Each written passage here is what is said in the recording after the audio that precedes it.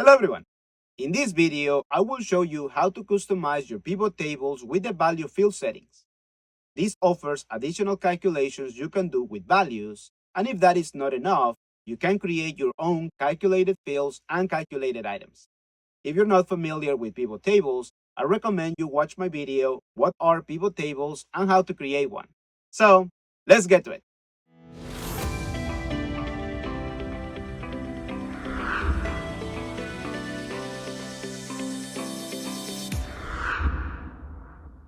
With pivot tables, we can summarize values from the source data using the standard functions like sum, count, average, among others.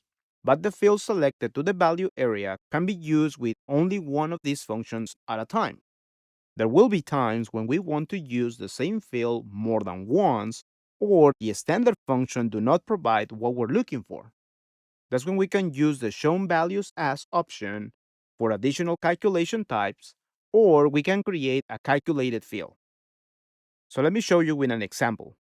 I already have this pivot table created from this data that contains the sales from a fake company.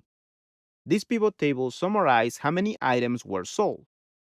How about if I also want to know how many transactions were completed per each of these items, and the percentage of the total sales for each of the items? Remember, I just mentioned that we can only use a field once. So we need to create two custom fields so that we can have the two additional information.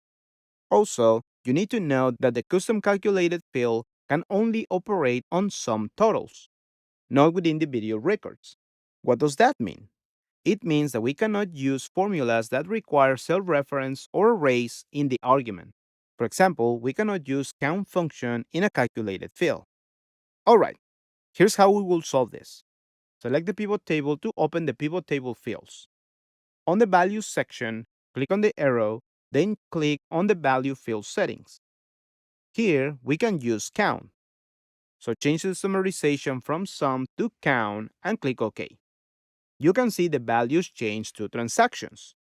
Now, from the ribbon, select Pivot Table Analyze. On the Calculations group, open Fields, Items, and Sets. Select Calculated Field. This is the editor for the field. On the top, we can assign a name for the new field, custom quantity, for example. On the formula section is where we will define the value. Delete the zero and add the function sum. Open a parenthesis, select the quantity field with double click, close the parenthesis, and click OK. Now our pivot table has the two fields. We need one more. Open the field items and sets, calculated field, on the name change to percentage quantity, on the formula delete the zero, and we will repeat the same formula. Sum, open a parenthesis, double click on quantity, close the parenthesis, and click OK. This new field have the same information that the custom quantity. Let's fix that. Open the field options on the arrow, select Value Field Settings, select the Show Value As tab, and open the drop-down. Here, you can see the whole series of custom calculations. Percentage of grand total, percentage of column total, difference from, rank largest to smallest, among others. For what we're looking for, we will use percentage of grand total. Click OK. And there we have. We have the three fields we need per each of the items sold, count of transactions, total items sold, and the percentage of each from the total sale. Now, to show you how we can use a calculated item, we will add one level of summarization to the pivot table. Insert transaction stored to the rows on top of the item sold. Adding this level break down what was sold from the local store and the online store. You can see the subtotals in bold and each of the items breakdown per store. I want to add a calculated item that shows what is the difference in sales between the local and the online store.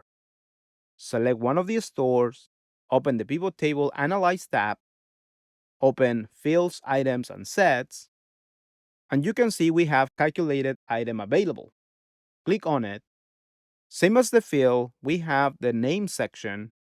This will call local versus online. On the formula, delete the 0, then select local store minus online. The new item is added down here, with the subtotal in bold and the breakdown per item underneath.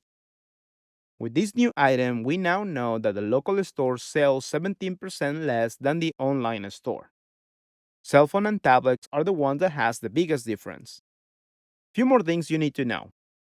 The calculated items cannot be modified or deleted from the pivot table layout, and you cannot see it either from the fields. It can only be modified or deleted in the same tool where it was created. When you open the tool, it is always set to create a new field. Click on the drop-down. There you can see the calculated item, select it, and that shows the formula. You can modify it if needed, or you can delete it with the delete button. Click OK, and that removes the field. You have to be very careful with this action, because you cannot undo this action. With calculated fields, you can modify it directly on the pivot table fields. Click on the arrow to open the option, and click on the Remove field.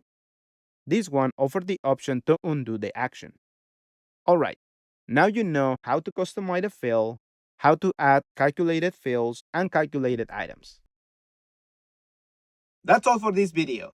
Thank you for watching, and if you like my content, don't forget to subscribe to my channel and follow my pages to learn more about this application. I'll see you in the next video.